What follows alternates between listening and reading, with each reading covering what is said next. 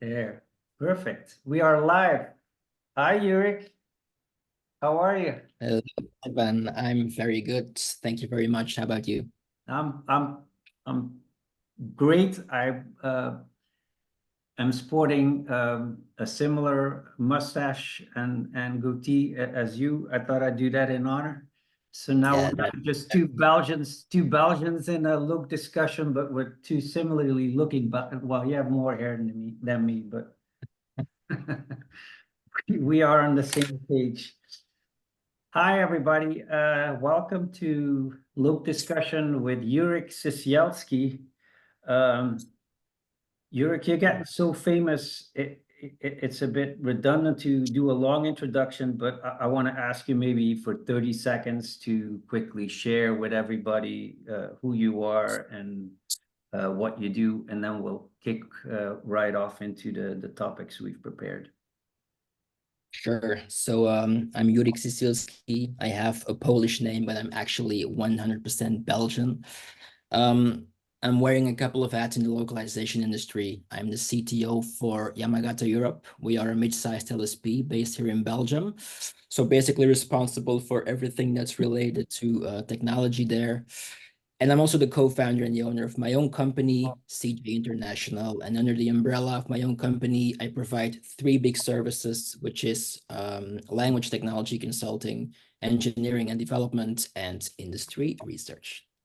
All right. You sound like the perfect guy to be talking about the topics that we've outlined for today. And we're doing another AI implementation topic. In this particular case, we're going to be talking about how to implement AI in translation management systems and how we can upgrade our localization toolbox at the time. So as always, I've prepared some themes. We have a bunch of questions. We probably won't get through all of them. We want to make sure that we reserve some time for you to do a little demo, because that I definitely don't want to forego. So I'm sure the group is going to keep me honest about that. We're going to be conducting the loop discussion the way we always do it. That is, I'm here to talk with the group about the theme of the day. I invite somebody that is very knowledgeable about this topic to come be interviewed, but I would also like the people in the loop discussion to be part of the conversation. So if you have a question, feel free to put it in the chat. I'm not very good at moderating people in the chat. So Craig, would you be my willing assistant today? And if there's interesting questions, would you flag me and keep me honest so we can invite people to be part of the conversation? Sure, I'd be happy to. I'll just interrupt you when I see anything in there. Perfect. Do that. All right. And Thanks. kind of the same housekeeping rule for everybody. If you're waiting for me to see your raised hand, I'm entirely not that polite. I grew up in Belgium, and we enjoy lively discussions in which everybody talks over one another. So I'm not used to politely giving people the word. So feel free to open up your microphone and blurt something out if you want to participate. That's entirely the idea of what we're doing here this afternoon. All right, let's get going. The first theme I thought we'd broach would be practical LLM integration and localization. We're going straight to the meat, Jourik, and I'm putting your feet to the fire. What do you think are the key steps for integrating large language models in our existing localization workflows? A lot of key steps. Well, I think first of all, I mean, this may sound very obvious, but I think it's very crucial that as localization professionals, we really understand this technology, and we talk a lot about it, but I do know that a lot of people don't really know what an LLM is, what it does, what it can do, what it cannot do, right? So that is very important. What does that mean? What does that entail? Understanding the technology, I think you need to understand its two main assets, which is on the one hand, an LLM can learn from context, can learn from information, and on the other hand, it can follow instructions. If you ask it to do something, it will try to do it in a very good way. What else do you need to know? LLMs, they mainly work with data, so mainly text strings, but also images and audio. They do not necessarily resonate well with documents. So if you want to unleash an LLM on a document, you probably may need to develop something yourself if you really want to make that work. What else? If you want to provide a lot of context to your model, a lot of information to your model, then there are more elegant techniques than just chunking everything into your prompts. And the prompts, they are important, of course, but there are more elegant techniques to do that. And now I'm talking about RAG, retrieval augmented generation. So a lot of key steps in understanding the technology. And once you understand it, and once you really know how to make it work, and once you've built your first use case, a lot of doors will open towards building more use cases, because if you can prompt a model to, let's say, produce a translation, you can also prompt it to edit a translation, to evaluate a translation, etc., and so on. From a more practical perspective, I would say that if you're serious about doing an LLM integration in your workflows, then you have the traditional dilemma of buying something versus building something. So if you have a little bit of budget, you buy something, you buy a commercial solution, or you get your hands dirty yourself and you just develop something. My strategy is number two. So I'm really working on developing small but efficient tools, applications, scripts, and I really want them to be accessible for the whole localization community. So I want every stakeholder in the localization supply chain to make use of the things that I'm trying to put together. So that would be my answer to the first question. And do you have any, like, this sounds great in theory, but since you kind of whetted our appetite there with the fact that you're developing your own solutions, do you have any real world examples that you can share about of LLM integration that significantly improved efficiency or quality? Or there are examples, of course, but let me first say this. I really believe that LLMs have the potential to revolutionize everything that we're doing in localization. What does that entail? That entails automated translation. I think traditional neural machine translation will eventually die, and we will be using LLMs for translation. It applies to quality assurance. It applies to workflow management. I think we can really, deploy an LLM and just have it define the workflow for us for a given piece of content based on metadata, based on an analysis of the source, based on other variables. So a lot of potential, but are we there yet? No. Is it going to happen anytime soon? I don't think so either, right? So a lot of potential, but not, a good amount of use cases yet. Furthermore, when I look at what the technology market has to offer to us, the TMSs, then honestly, I'm usually a little bit disappointed. I feel that most of the things that are being released are a matter of picking the low-hanging fruit in some cases. However, I do want to mention that some companies are actually delivering great work, good approaches to AI. BureauWorks, Intento, CustomMT, I think those guys are really pulling it off. To answer your questions, good examples, real-world examples of LLMs really producing added value.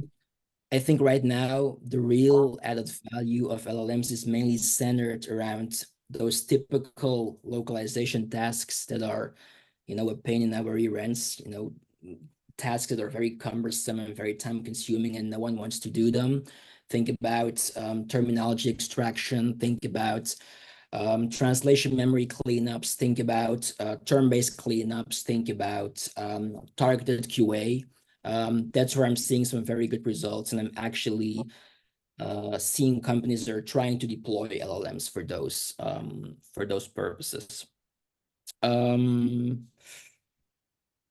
I also want to mention here that, and this is actually a big thing, that linguists actually seem to be pretty happy about Gen AI, or at least they do appreciate Gen AI, especially for creative assistance. So when they are working, when they are producing translations, they work with LLMs to suggest alternative translations, to rewrite their translations, to do SEO optimization, etc., and so on.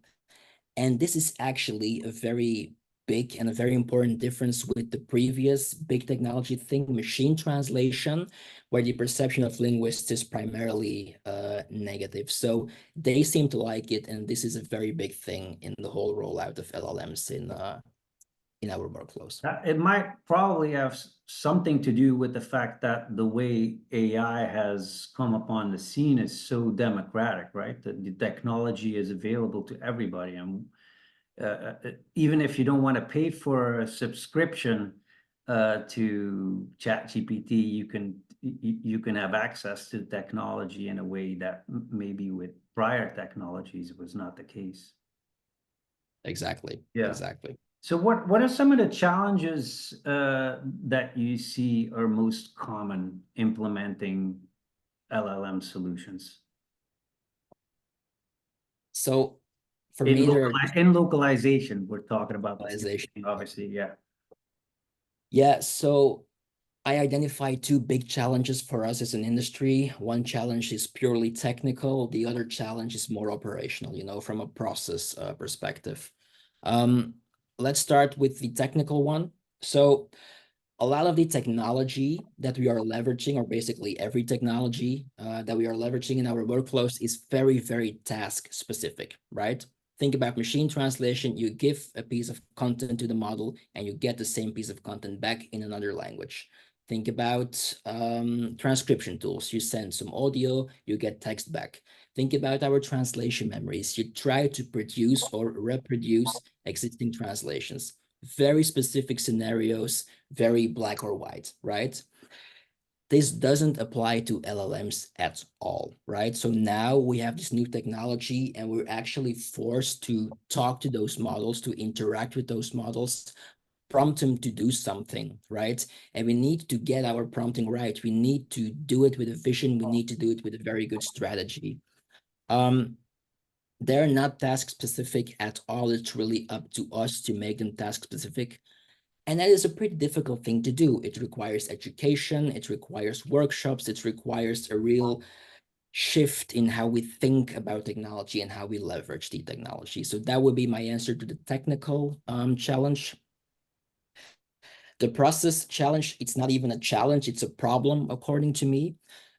So we are trying to adopt this new technology, whereas the previous big technology, machine translation, is still difficult for us to manage. What do I mean by that?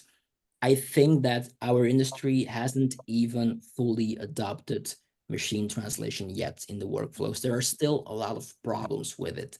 Think about measuring quality. Do we have a good and easy way of measuring MT quality? No, it's cumbersome. Do we have good pricing models? No, it's difficult to price machine translation. Do we have fair compensation schemes for the linguists? No, it's a pain for everyone. We also have technical problems there. Think about the segmentation in TMS. We are sending text, sentence per sentence per sentence to the model, thus losing a lot of precious context when producing translations. We do have a lot of problems in the implementation of machine translation. All of a sudden, we're in the middle of a new technology wave and we're forced to integrate it. We're forced to adopt it, whereas we haven't even fully adopted the previous technology yet. Again, that's not a challenge, that is a problem, according to me. Just to play devil's advocate, you made me think of something, because a while ago, last year, I was challenged by Konstantin Drunch to make a custom GPT that would do LQA on translation. And to my big surprise, it took me maybe 20 minutes to whip that thing out, following some online instructions of what an LQA program typically would entail. And so in that sense, I think, yes, it's not, you're absolutely right. large language models need to be instructed, but the barrier to instruction has become a lot lower. I don't need an engineer to code something in anymore at this point. As long as I know my way around prompting, I can probably get away with building something and not having any experience in engineering at all. Wouldn't you agree? I agree. It's becoming a very nice toy. It's becoming a very nice playground, and build your custom GPT and play around with prompts and trial and error and improving the results.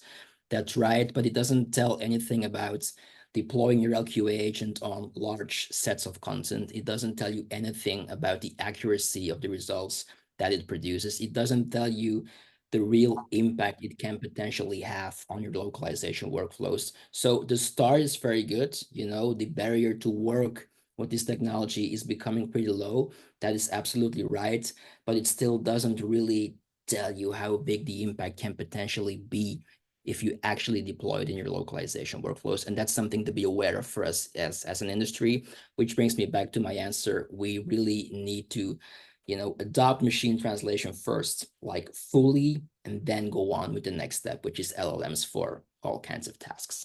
Yeah, it kind of makes me think of this too, and you hopefully have an answer to that question as well, since you're involved in a consultative fashion with a lot of outfits nowadays. Your name pops up all over. How do you measure the success of your AI integrations for LSPs, and maybe how can translators measure theirs if they wanted to? So measuring it is difficult, but this is really where the human touch kicks in. This is where I do want to emphasize that we still need that we need humans in the loop to really sign off and validate everything that we're doing with large language models. So I'm using it for all kinds of things, from QA to automated post-editing and whatnot, but I do not fully trust the output of the models yet. I know that what it does is good, very, very good. I know that it really improves my efficiency. I know that it really speeds up processes, but I do also know that it can go horribly wrong. So when it comes to measuring it, I think that's where I'm always going to emphasize this. I'm a tech enthusiast, but even when working with LLMs and even when they produce the most amazing output, we still need the human touch to validate the output, to sign off the output, which is measuring, it's not exactly measuring the success or measuring the quality, but it's ensuring that the final quality of the product is good. So human touch, humans in the loop, that will be my answer to that question. Okay. And as far as current trends and even future trends, what can you tell us about that in the current localization sphere?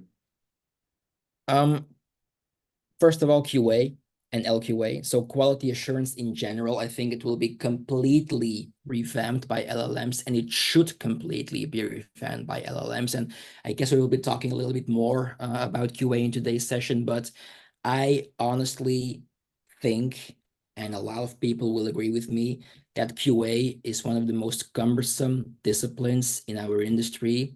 You run a QA check, it generates tons of false positives. You need to fight your way through them to hopefully find one insignificant mistake. You cannot transfer your ignored false positives from one project to another. It is, again, a pain in our rear ends. So QA... Go ahead. QA is being revamped by many technology companies already, leveraging LLMs, and it will completely be taken over by LLMs in the near future. That's how I see it. And when you say automated QA, you're speaking about self-healing type of QA, or you're talking about humans in the loop? I'm talking about LLMs doing the painful work, which is checking the translation and flagging the errors, and then again, the humans in the loop signing them off and validating the output. That's how I see it. So I do see a lot of potential there, really. I think LLMs are great for evaluating quality, especially with the right instructions, especially with the right reference material. But as I mentioned, it can still horribly go wrong. And that's where we need, again, the human touch, the human sign-off. Always, always. I've been in a lot of discussions. I've been in panels, and I've watched a lot of AI presentations in the last year, but very rarely do they address the community of translators and give them some tools that could really help them out. So I wanted to address that specific topic very pertinently this afternoon. And so my second theme is operational AI used for translators and small LSPs. So let me ask you the first question there. What AI tools and technologies do you think are most beneficial for freelance translators and small LSPs? Okay. Maybe a little bit of a controversial answer. I don't think small LSPs and freelancers should start investing a lot in LLMs yet. I think they need to focus on the primary form of AI in our industry, which is still machine translation, right? I think that's what they need to do. I think they need to really build out machine translation as a solid service. They need to leverage robust technology under the hood, which can be DeepL using Gloucester Reach, which can be modern MT because it's adaptive and that kind of thing. I'm just throwing a couple of names on the table here. There are other options, of course. They need to come up with a good commercial framework. They need to be able to collect data about the performance of their MT engines. They really need to have it all figured out when it comes to machine translation. So that would be my advice to the freelancers and the smaller LSPs. Make sure you're kicking ass when it comes to providing machine translation services. If you do so, if you have it all figured out, the barrier to enrich your MT program with large language models and other AI-driven services will be a lot lower. So that would be my first piece of advice towards the smaller agencies and the freelancers. My second piece of advice is do try to use LLMs in the first place to make your own life easier, right? So don't be desperate about building a service around it and selling it and commercializing it and whatnot. No, try to use it first in your own processes, in your own workflows. Make sure you can use it to improve your own efficiency and improve speed and maybe lower costs here and there. And once you have that figured out, once you've done that, it will be a lot easier to just take your use case and commercialize it and sell it and start offering it to your clients. So those would be my two pieces of advice for the smaller players in our industry. Any individual? I have a question. Go ahead. Hi. So could you elaborate a little bit more about, because I'm trying to get you to the, oh, it's Jonas, right? Hold on, Jonas. I'm gonna give you a spotlight so we can actually see you talk, and then I'm gonna let you ask your question, be invisible. How's that? okay. Good to see you. Go ahead. Oh, okay.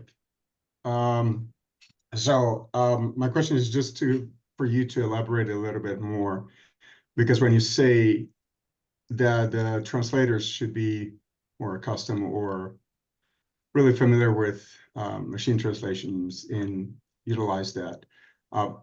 I teach at the college translation and interpretation, and I'm a linguist and localization specialist.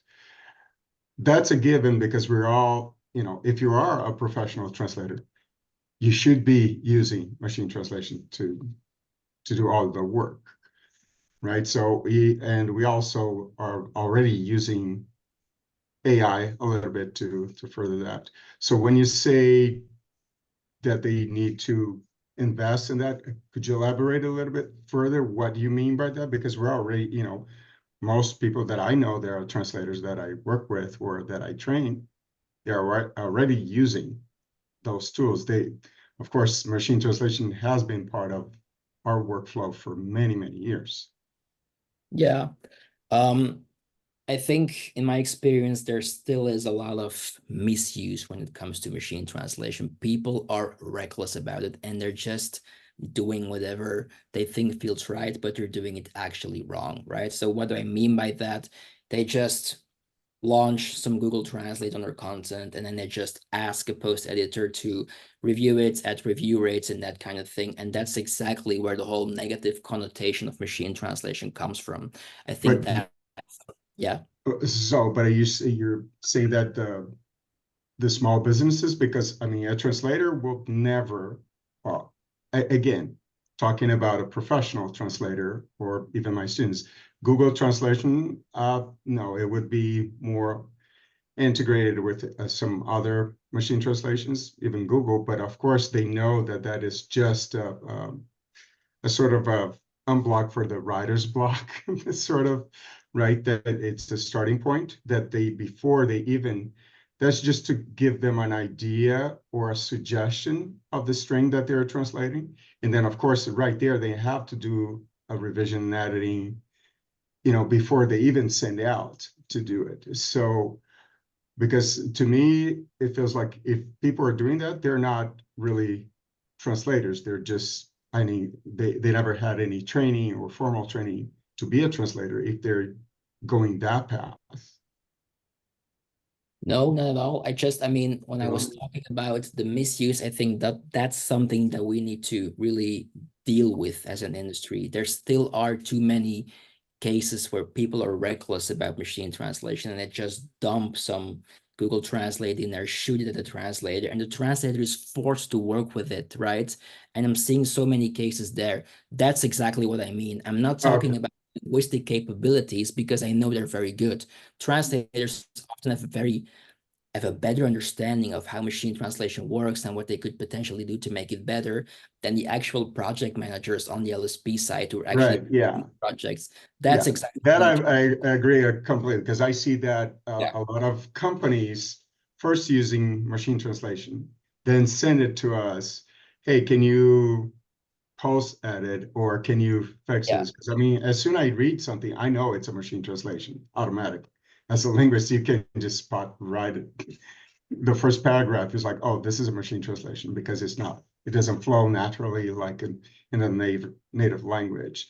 So yeah, that is as an educator also, I try to educate the public, right, in that, because, and especially now, and I would have to, get your feedback on this, because I see more and more, and as Stefan was saying, all meetings that I go or trainings for AI and things like that, they talk about the benefits of the company. They never talk about the human aspect of the translator to do the quality assurance or quality, improvement, which we saw that when machine translation came into play, right? And even small agencies using that and then sending, oh, can you do this?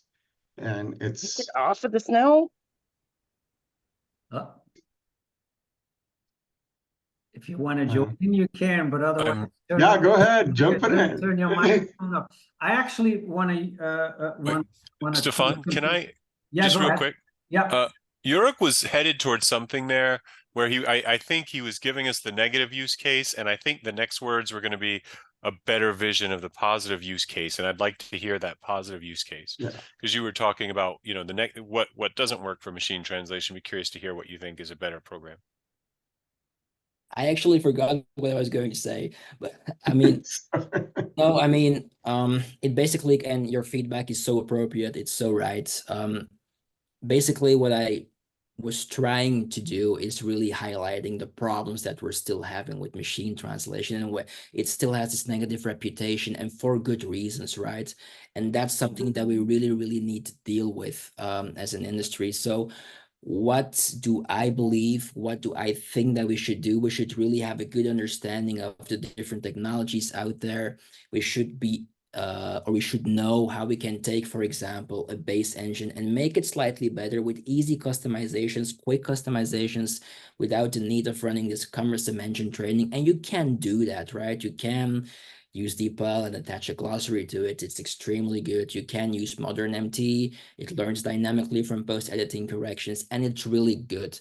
So that's the kind of thing that I would love to see a little bit more standardized in our industry, which will really improve the reputation of machine translation, make it a more default way of working in our industry. And once we get there, then we can go all in the whole LLM integration. So that's how I see it at this point. So on an individual level, we rarely talk about this specific aspect that I think is fundamentally different with large language models versus machine translation. And it kind of ties into what people like Konstantin Zavankov are saying, that the more we progress with automated technologies, the less it seems logical for us to stay on a text string level. And if I'm not a translator, but at times I'm dealing with translation, managing it, so to speak. And I think one of the fundamental advantages that you have with large language models is that you can actually put the whole blob of text in there and see the translation as a whole. And it kind of eliminates some of the context problems we've had with text strings. So I hear you when you say that we should embrace machine translation first, but isn't that a little bit contradictory though? Because we're still dealing with that text string limitation on the MT level. When I go to ChatGPT and I have it translate a letter for me in one full swoop, it's a lot easier. I mean, again, I'm not a translator, but I'm kind of putting myself in their shoes at times. I think that it would be a lot easier to edit a one-pager that is spit out by an LLM in its entirety than to go put it through something that looks like Trados and is giving me a bunch of text strings and creates more work from my perspective. What do you think about that idea? I totally agree. And really, I do believe, even though I'm here saying that we should do more with machine translation, I think it will eventually die, right? And I also think that LLMs will really take over. And I also do see the real added value of LLMs compared to neural machine translation for automated translation purposes. But again, as I mentioned in the beginning, is it going to happen anytime soon? No, not at all, right? Because us as an industry, we're a little bit reluctant to change. And I hear people say we need to get rid of our TMSs and we need to start working on document level rather than segment level. And all of that is very true, but it's not going to happen anytime soon. I think if we repeat this LocDiscussion in 3 years, we will still be working in TMSs on a segment level, right? And we will still be leveraging our translation memories, even though translation memories should be replaced as well with large language models. And we should be using our translation memories to feed them under the hood. And the LLMs will give us translation suggestions. Again, I think it has the potential to do it, but it's not going to happen anytime soon. That's basically what I'm trying to say. That's basically what I believe. But what you say is totally right. Okay.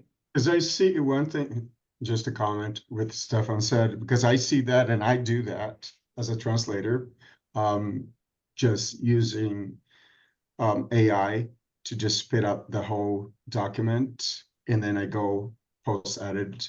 It saves me a lot of time and it's way better than using segmentation, right? With the machine translation, because then I have to put it back, make sure that it makes sense. So it's like the steps of post-editing with a machine translation as a segment takes longer than if I just do the whole document with a context in context there, and then it just compare to make sure there's still, of course, there's always going to be a human interaction there because you have to, because they, you know, the pragmatics and semantics, we're not there yet with even with the AI. It's getting closer, but it helps a lot to do that. So I see that more and more the translators that I deal with using that. The ones that are not afraid. There's a lot of, you know, there's that reluctance in translators in trying to use technology, and they're like, oh, they're going to replace, I'm going to lose my job and all that. but from the process, I think it's much easier and faster for me to do a job that sometimes it would last me maybe 20 minutes, 30 minutes to translate something. And with using AI in that process, it will take me 10 to 15 minutes. So it saves me money. It's more efficient, and I can, linguistically, I can see that better. And Do you see that trend? Yeah, to think that process through, though, if I'm that translator that wants to use AI to get the whole thing done in one full swoop and work on it that way and edit it that way, what are my choices, Jourik? I have to find a way, I assume, to connect my AI with some of the terminology lists that I have and the glossaries and the rules that I wanna put in place. Am I now bound to use a TMS in order to proceed and make everything work? Or is there an alternative way that I can rig my workflow in a way that I don't have to use a TMS? Can I also butt in and suggest live docs? Mm. MemoQ live docs. Yeah. Which it is segmented within the thing, but you've got the whole document there. Mm. The whole document translated, all the context you need. Yeah, that's right. I mean, to answer Stefan's question, I think, yes, it's definitely possible to do that already. Just translate on document level and plug in all kinds of resources that you'd like to plug in, whether it's terminology, whether it's a style guide, whether it's something else, right? And again, it comes down to the buy or build dilemma. Either you buy something from a Nintendo, for example, or a custom MT, or you build something yourself, which is technically fine as well. The reason why I mentioned in my previous answer that we are reluctant to change and we will stick with our TMSs, and if we repeat this discussion in 3 years, we will still be using TMSs, it's because the change is so impactful for us as an industry, right? LSPs, their income is basically based on translation memory matches, and it's just too soon for us to just ditch everything and come up with a brand new model of promoting and selling translation services. So right now, I think we need to meet somewhere in the middle.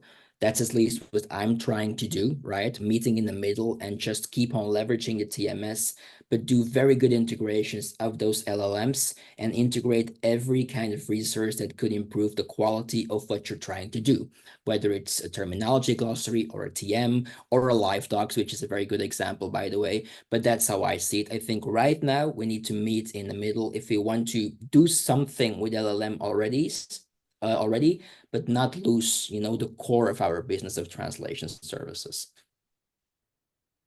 Yeah. We're eating up a lot of time. I knew this was going to be a challenge getting everything in 1 hour. But don't worry, Jourik, I won't eat up your whole Friday night. Let's jump ahead and maybe talk a little bit about AI and the quality assurance process, and maybe you can tell us how AI can be integrated in the QA process in the most effective way, according to you. Yeah. So it basically comes down, it always comes down to the same thing. You need to write the perfect prompt, you need to formulate the perfect instructions, and you need to inject the right pieces of reference material, instructions, style guides, and whatnot. So imagine you want to build your own QA mechanism using a large language model.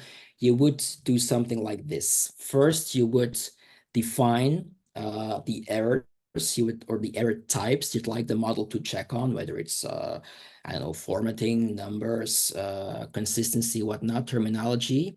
Then you really define the corresponding error categories. If you see this mistake, you need to categorize it like that, right?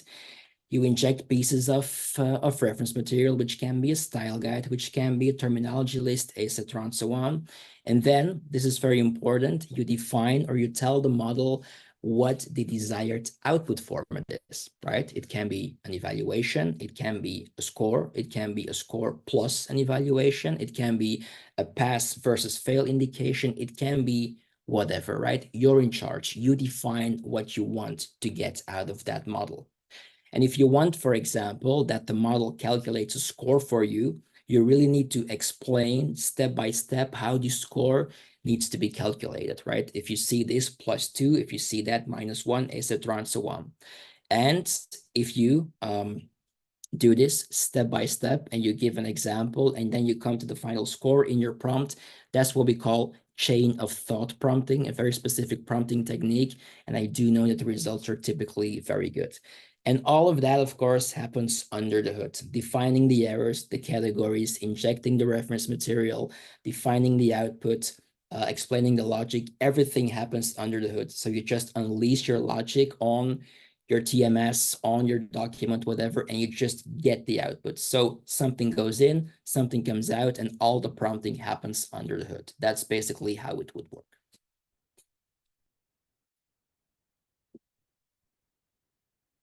Stefan, you're muted, I think.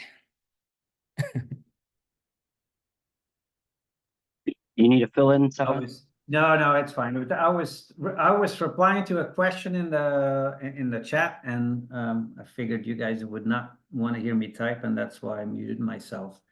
Would this be a good segue, Jourik, to kind of go into our demo a little bit? I want to make sure we have time enough to show that, and I think people would be excited to see it. So, Yeah.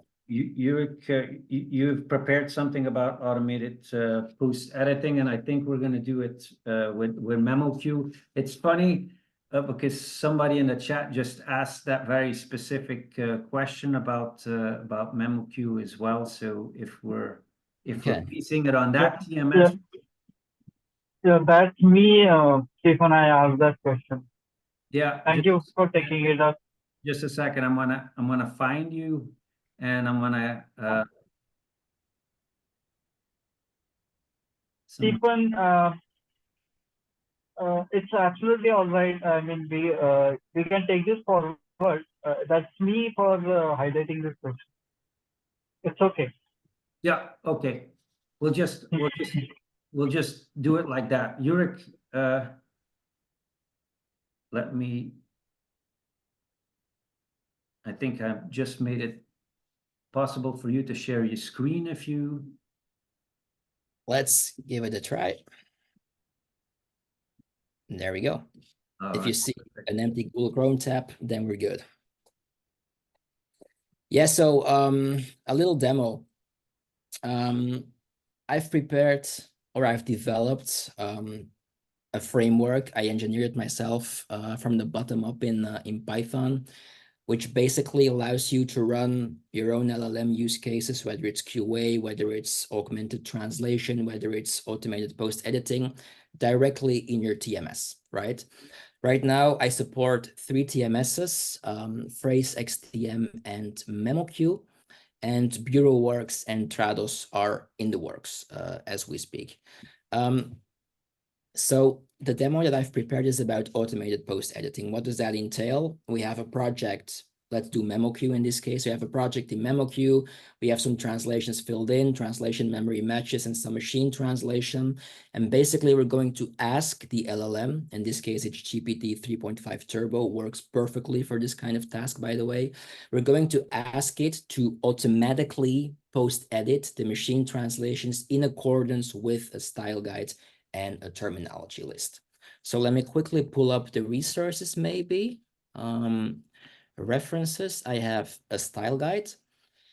It's a real example, but I obviously downsized it, and I will quickly summarize what it says. So we are working for a healthcare client in this case. And basically what we need to do is we need to make our translations gender inclusive. What does that mean? Whenever we see a masculine pronoun, we need to rework it in some kind of way for it to be gender inclusive. I think there's a very specific example in here. If you see ask your pharmacist to help you, you need to translate it as demander conseil en pharmacie, which means go ask for help in the pharmacy. So you need to avoid the masculine pronoun at all costs. That's basically the message. Another example may be when using epicene words is not possible, use midpoints or point médian to write in both genders. For example, chirurgien, chirurgienne. So that's how we need to rework this specific pronoun in this case. Style guide. I also have, oops, sorry, a glossary. There we go. Which is now opening up, a very small glossary, only 2 terms. We want to translate the English term app into appli, which is not the most normal term. That would be application. And then we have electronic health record, which we want to be translated as dossier médical informatisé, which is again not really the most obvious term in this case. So a style guide and a glossary. So I'm going to open up my MemoQ web in this case. I'm going to do this in the MemoQ web. Sorry about the people who like the MemoQ client, but this is a little bit quicker. Sign in to MemoQ TMS. I have a project prepared, demo AI TMS integration. I'm going to open up the document. There we go. And you will see I have only a couple of segments in there, not a lot, only 4. The first 2 segments are 101% matches coming from the translation memory. And then we have 2 machine translations coming from Amazon Translate in this case. Have faith in your surgeon and ask your pharmacist for help. Faites confiance à votre chirurgien, mistake, pharmacien, mistake. Right? Make sure to check your electronic health record, dossier de santé électronique, mistake, in the app, dans l'application, mistake. So that's what we want the LLM to automatically post-edit and adapt for us. So how does this work? I have a dedicated LLM library containing the prompts. You are a post editor who are supposed to do this and that, where we inject the style guide and the terminology. Then we have a dedicated library for MemoQ, where we can do all kinds of actions in MemoQ, fetch data from documents in a MemoQ project, parse it, tweak it, modify it, and send it back to the project. And then hopefully we get some good results. A live demo is always a very risky thing to do. Anyway, here we go. So I'm going to launch my little application. I authored it in Python, as I mentioned. It's called CJ TMS-AI PE, AI post editing. Let's launch this and see what happens. So the first thing that the script asks me to do is to define the TMS that I'm using. It's MemoQ in this case, could be phrase or XTM as well. There we go. Then I need to specify the name of my project, and then the API will do the parsing of the project and the documents in it. Demo AI TMS integration. There we go. And if everything goes well, a lot of stuff is happening now. You're seeing a lot of things on the screen. This is because when using the MemoQ, oh, we have a problem in there. Package not found. It's always something when you try to run a live demo, right? Here we go. Yeah. Package not found, references. Oh, I already know what happens. It's because I have the style guides open. There we go. That was a mistake. So let's quickly do that. Again, very sorry about that. Let's quickly copy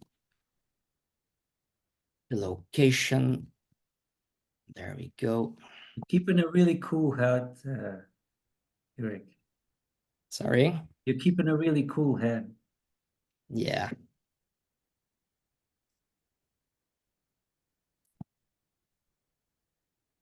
There we go. So let's do that again. I'm going to call my script again, and hopefully now it works. CJ TMS-AI PE.py. Again, we need to define the TMS that we are using. It's memo queue in this case, and I'm quickly going to copy the name of the project again, just to not make another mistake. There we go. And hopefully now we will not receive an error message. And this seems to go better than in the previous attempt. So basically, if you want to fetch data from a memo queue project, you need to download it in chunks of bytes, chunk, until you have all the data, you process it, and then you upload it again per chunk, and that's how you can work with data in a memo queue project. So here we go. This should have worked. So I'm going to refresh my page now. There we go. And you will now see that my 2 segments have been confirmed. I already see a little error, but that's coming from the prompt. You will see that my pronoun chirurgien has been adapted in accordance to the style guide. We have demander conseil en pharmacie, which has been adapted in accordance to the style guides. We have our term, which has been adapted properly in accordance with the glossary. Here we have a little mistake, and this is because I have a very comprehensive tag algorithm happening under the hood. And this is where the prompting or where the LLM didn't do what it was supposed to do. So you see, it still can't go wrong. I can run this demo 10 times, it will work. And of course, sometimes it fails. And this is the kind of thing that might happen. But you see that the term appli has also been adapted in accordance with our terminology. And that's basically how it works in the case of automated PE. Again, if you know how to write this prompt, you can also prompt to do the translation right away. You can prompt to evaluate the quality right away in accordance with how we described it. I can even take segments from the document and automatically convert it into speech using Amazon Poly or Google Cloud, for example. So once you know how to do this, once you have the first use case figured out, the next ones will follow at a very fast pace, I can tell you. So sorry about the small technical hiccup. That was my mistake, but this is basically how it works. And so what you just showed us takes a little bit of engineering, obviously. Even the way you execute your little program here took a little bit of technical know-how. If somebody's interested in implementing something like this without having any technical knowledge per se, what do they need to do? They hire you to come help out and develop something like this, or what's your suggestion? So it's always the same thing. It's buy versus build. So yes, either you invest a little bit in development, and of course it comes at a certain price. That is definitely true. But if you try to define the use case and develop it yourself, you're in charge, and you can really build a use case that you want to build. Whereas if you need to buy something, a commercial tool, a commercial plugin solution, you are really limited to what the technology provider has to offer, right? So again, this is not task specific. You can define the use case yourself. And I firmly believe that if you have a good idea for a use case, every idea is a potential use case. You can better try to build something yourself at this point, because otherwise, again, you're really locked in with your technology provider and you're limited to the use cases that they have to offer, of course. And then if somebody would ask you to build something like this, then you would make it look a little bit less, you know, simple text format. You could make a button out of it or something like that. Am I correct? Or the next logical step would be an API wrapper. So basically put API on top of this logic, or a simple user interface where you can just log in and, you know, insert your API key to memo queue and call the model to execute a specific use case, for example. So if I wanted to really productize this, then yes, either a simple user interface or an API would be the way to go. And do TMSs typically allow developers like you to build something on top for a specific company or somebody that's asking you, or is that something you would exclusively do for for the TMS itself? It depends on the TMS company, of course. Some of them are more open to custom integration than others, so that to be assessed on a per case basis. But I mean, if you know how to manage the API, if you know how to work with it, you can pretty easily build this kind of thing yourself. So of course, there is a bit of engineering involved, and you need to know your way around APIs, and you need to know how to write those prompts and combine everything in a single framework. That is absolutely true. But if you have some basic knowledge about this, I'm just running this from the command line, but it does exactly what I want it to do. So it is possible. That's basically the message I want to convey. People, it is possible to do this kind of thing. All right. So maybe we should get the share screen off for the last couple of minutes. Great. And then I wanted to ask whether there was anybody in the audience who would like to ask a final question, or you want to leave it up to me. I have so many questions that we didn't even get to, Jourik, but we have just like 4 minutes left. So if there's anybody else who has a specific... Can I ask a question there, Stefan? Can you hear me? Yes, Michael, I'm surfing to you, so I can highlight you. Yeah, I just wanted to ask a question. And great presentation, and this is really an exciting subject. But I have a question in terms of, so with TMSs, and obviously everybody always has the question, like you had actually mentioned that specifically some TMSs are restrictive about whether or not it's an open, whether or not to have an open API to certain systems. Is that correct, or is that a fair assessment, or is it something where, like, there's a lot of middleware now out there, obviously, too, that can help to kind of connect the dots here? Would you say that that's a fair assessment, or and I'm only familiar with MemoQ from years ago, and I know how great the cloud product was, and probably still is. And I'm very curious, like, how does this or how does MemoQ see themselves in comparison to the other TMSs out in the market right now? That's a very specific question. Yeah, so I know it's a few questions. And maybe we can ask the same question of the other big big guys who we have. Phrase. What else is there? Throttles. Oh yeah, you have XDM. You have anything and everything. I mean, out under the sun, what XLip and everything else that's out there. So who's the most source customizable, friendly of all those?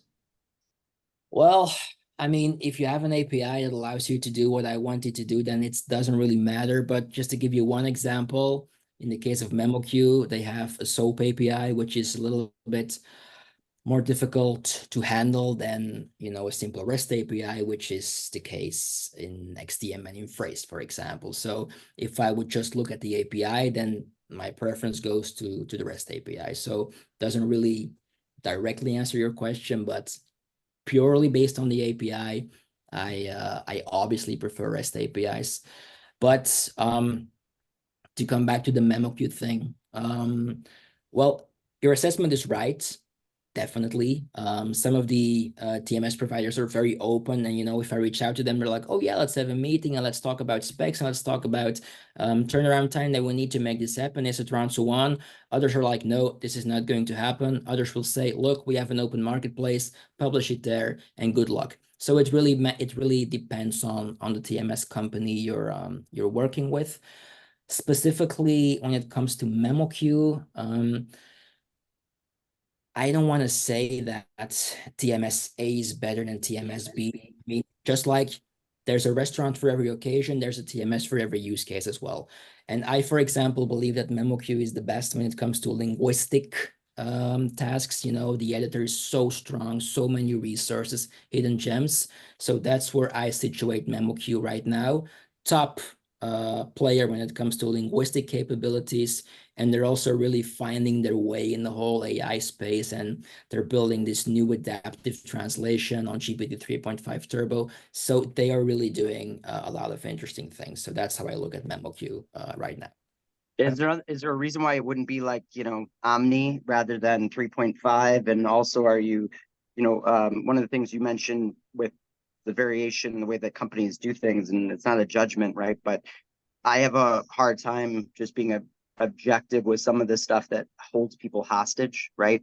Any technology that holds people hostage, like, I'm kind of hardcore against. So I'm just curious, and I know MemoQ is not that way. Like, so I'm not saying that. But I think you bring up a good point in like terms of people who are evaluating TMSs need to figure out what's best suited for, their situation, but they also need to look at the future and who is resistant, to other technologies out there, right? Or to other platforms out there, or connecting those platforms. Yeah. So yeah, thank you so much. Yeah. Paula, quick question. So go ahead and. About SmartLink. I mean, I haven't used it, but I attended a webinar and they were doing some demos and talking about their AI toolkit, and it touches a lot on a lot of the things that you've talked about. Like, I'm just looking at the help article here. I put the link in there. They talk about exactly, NT post editing, fuzzy matching, repair kind of thing is what they call it. So I was just curious. You mentioned these other tools. I was just wondering if you'd had a chance to look at that, what you thought. Fortunately not, because SmartLink is one of those TMSs that are not so excited about small people or small insignificant players in the industry reaching out to them and saying, look what I have there. They won't be too excited about that. Yeah.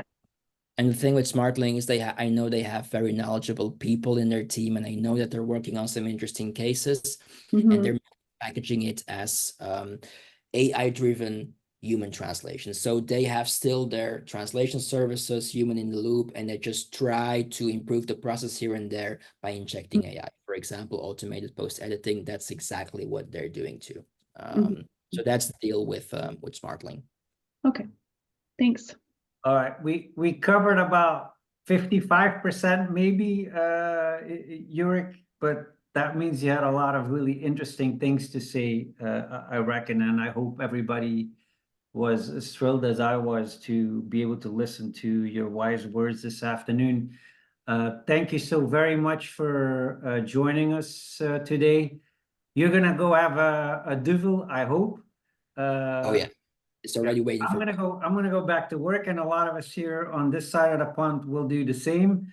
Thank you very much, Michael and Craig and Jonas and Paula and Julia, to participate so actively, and I will see you all again next month for the next edition of LocDiscussion. Thank you so much.